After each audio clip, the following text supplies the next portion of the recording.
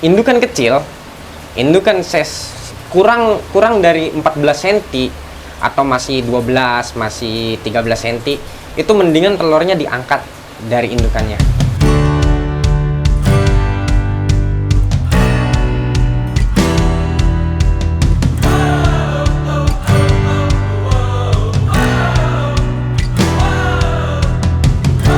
Di sini cananya kebanyakan cana apa? Kebanyakan cana asiatica, kebanyakan asiatica sih. Asiatica. Ada jenis lain? Jenis lain mungkin cuma pelengkap doang ya, bleheri gitu, andrau, terus orna, itu pun cuma indukan-indukan doang.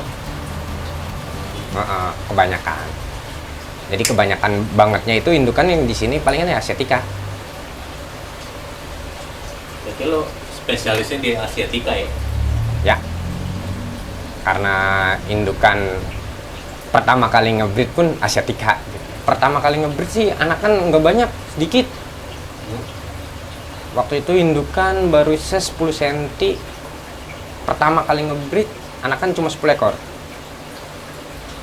ya, dan setelahnya di breedan kedua atau di momen keduanya lumayan banyak, karena udah dikasih tahu tuh cara-caranya ngebreed kayak gimana gitu, anakan harus gimana. Ternyata saya pisah-pisahin tuh anakan dari indukan,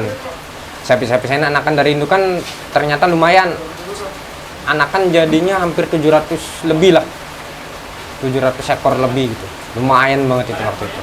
Gitu. Ya.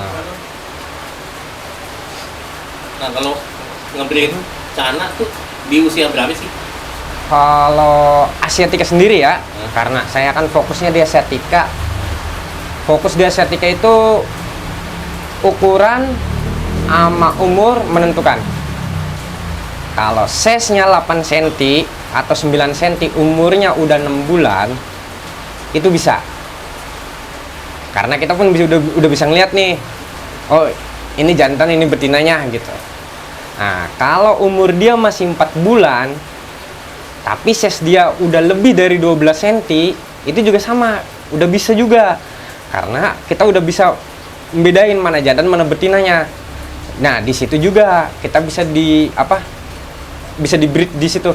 Jadi kalau umurnya masih 4 bulan, ukurannya belum nyampe 12 cm atau masih 10 cm, itu belum bisa. Gitu. Oh jadi syarat ngebreeding cana itu harus 12 cm up? Harus 12 cm up itu umur 4 bulan ya. Kalau 6 bulan mah udah bisa.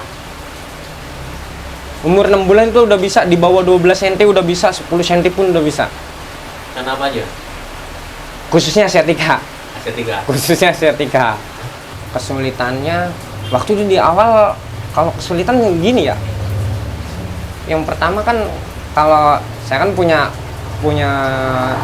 bukan indukan ya, ombyokan banyak gitu asiatica ya. Kesulitannya cuma satu sih. Yang pertama itu, waktu itu yang di awal itu, gimana sih caranya biar telur itu menetas? Ah itu gimana tuh? Nah, kalau caranya biar telur itu menetas, yang pertama gini.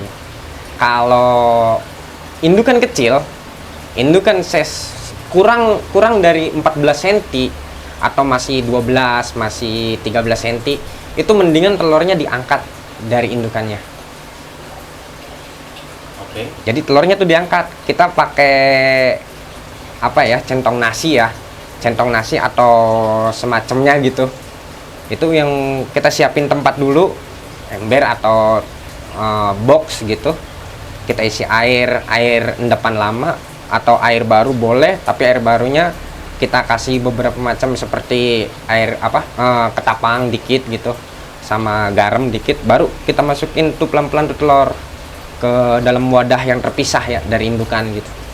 Kita masukin pelan-pelan sampai habis tuh di tank, jangan sampai ada yang tersisa. Kalau ada yang tersisa, yang ada ntar indukan ribut, jantan sama betina pasti ribut karena telur masih ada yang tersisa dikit, karena dia menyalakan salah satunya gitu, saling menyalakan indukan ini, pasti itu mah. Nah, Karena disangkanya yang pertama si jantan nggak ngerawat telurnya. Oke. Nah, yang kedua si jantannya menyalahkan betina. KDRT gitu ya. Iya. Ribut tuh deh. Ribut sama kayak manusia. Anak saya hilang gimana gitu kan. Pasti saling menyalahkan. Cuma nggak ada dang-dang sama penggorengan doang, timbuk-timbukan deh. Segitu ya. Bisa Oke, gitu. terus? Nah, kalau udah masuk di situ biasanya kalau udah pisah semua ke dalam wadah yang terpisah, kita kasih aerator pelan doang. Aerator pelan tuh ya nggak kenceng seperti kita ngasih aerator biasa kita masukin akuarium segitu gedenya gitu kan. Secukupnya. Kalau bisa yang ada kerannya gitu, jadi otomatis bisa keran itu bisa ngurangin, gedein gitu. Kalau bisa kecil banget gitu. Ya, yang penting ada gesekan air di dalam air, ada gesekan gitu, ada gelembung dalam air, tug tug tug gitu. Itu kemungkinan besar telur itu jadi. Dan jadinya telur biasanya rata-rata 2 hari. 48 jam itu baru jadi tuh. Telur itu bulat dan dia akan mengekor. Tapi masih bening. Itu 48 jam. Habis 60 jam. 60 jam itu tambahan dari 48 jam jadi 12 jamnya kan, tambah 12 jam. Jadi 2 hari setengahnya itu dan dia akan menghitam. Menghitam tapi belum bisa berenang. Oke. Menghitam di atas tapi belum bisa berenang. Nah, di hari ketiga atau 72 jamnya itu baru bisa berenang kemanapun. Dan di hari ketiga kita bisa kasih pakan itu dia bisa pakai Artemia, bisa pakai Polaret ya, sekarang kan banyak ya. Kayak ada kutu air beku lah, terus Polaret, terus banyak lah seperti pakan-pakan buat burayak lainnya sama kok. Oh gitu. Itu awal netes lokasi kutir. Atau Artemia dulu. Kalau kutir itu biasanya saya di umur 5 hari. Kalau dia berenangnya udah ke bawah. Kalau berenangnya masih di atas, saya belum berani bang. Kalau ngasih Artemia, kutir itu ya. Kalau ses masih kecil banget gitu, biasanya saya masih pakai Artemia. Karena pakan yang bagus itu pakan hidup. Pakan hidup. Itu kutir Artemia, maksudnya ya kutir pakai casut juga gak? Casut itu kalau casut itu bukan umur ya ngelihatnya, di ses. Kalau ses dia udah 3 cm, 2-3 cm, baru kita kasih makan casut. BW bisa? BW bisa, tapi kalau BW biasanya dia makan masih ada sisa. Jadi amoniak kan, nanti ntar jahat, yang ada anakan pada mati. Mendingan casut aja dulu dah, karena casut itu bisa hidup dalam air kemungkinan besar nyampe 12 jam itu masih hidup. Dan saya pernah nyoba itu casut di tempatnya itu ada yang dimakan ada yang enggak, dan yang belum dimakan ini sampai seharian itu masih hidup tanpa ada gelembung aerator ya, itu masih hidup. Oh gitu. Berarti ini burayak jadi, ya kan? Beberapanya itu kan size-nya bisa nggak seimbang kan? Ada yang gede duluan. Ya pasti. Itu lu sortir nggak? Biasanya saya sortir itu di size 34 cm itu saya sortir. Biasanya nih ada yang masih size 2 cm. Nah, ini ngeliat dulu. Kalau burayak kita kebanyakan size-nya 2 cm, berarti kita sortirnya yang 34 cm-nya. Kalau yang kebanyakannya 34 cm-nya, berarti yang kita sortir 2 cm-nya.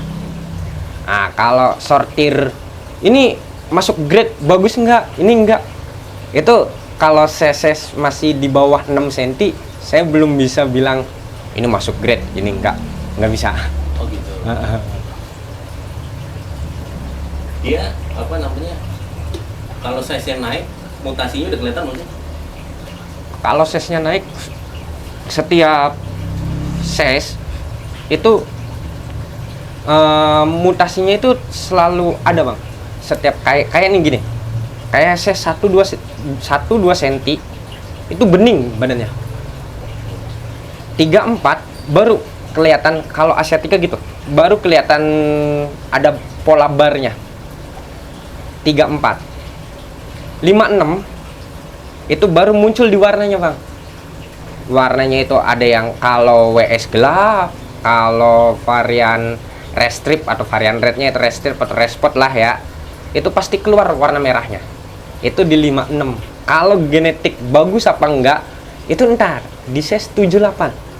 Ses 78 kita bisa membedakan, oh ini genetik yang paling bagus nih, grade A nih, ini yang grade B nya nih, ini yang grade C nya nih. Enaknya di canak bang, enaknya nih ya, semua canak lah, semua canak itu yang namanya sampah. Kayak orang bilang sampah lah ya, kayak iya, kalau orang-orang ngebreeder lain mah ya bilang, oh ini mah sampahan, ini mah ada sampahannya, ini ada sampahannya. Ya kita ngelihatnya di pemain cupang lah ya, nggak jauh ya, oh ini mutasinya kelamaan nih. Mutasinya kelamaan, oh ini ntar lama nih, kita pisahin aja dah gitu. Atau kalau enggak kita jual cepat aja dah, jual murah gitu. Nah, padahal nih di Cana itu yang turun ekor bang, itu laku loh. Yang turun ekor, yang bodinya nge-short ya, atau SB ya, short body, terus yang mukanya aneh gitu, mukanya aneh kayak gimana gitu ya. Saya sering lihat itu, ya menurut saya laku-laku aja sih bang. Malahan kalau keunikan genetik biasanya harganya lebih mahal.